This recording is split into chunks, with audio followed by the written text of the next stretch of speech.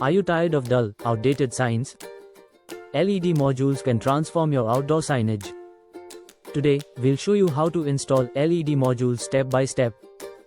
It's easier than you think. First, gather all necessary materials. You'll need LED modules, a power supply, connectors, and tools. Next, turn off the power. Safety comes first. Make sure the area is clear. Now, plan your design. Measure your sign area and lay out your modules.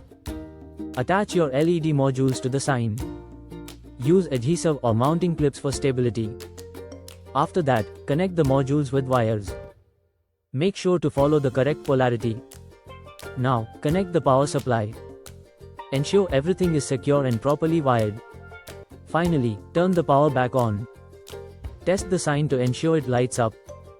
Imagine your business shining bright with vibrant colors. LED modules can attract more customers. In summary, gather tools, plan your design, install and connect your modules, and test your sign. Ready to brighten your business? Check out the links below for LED modules and tools.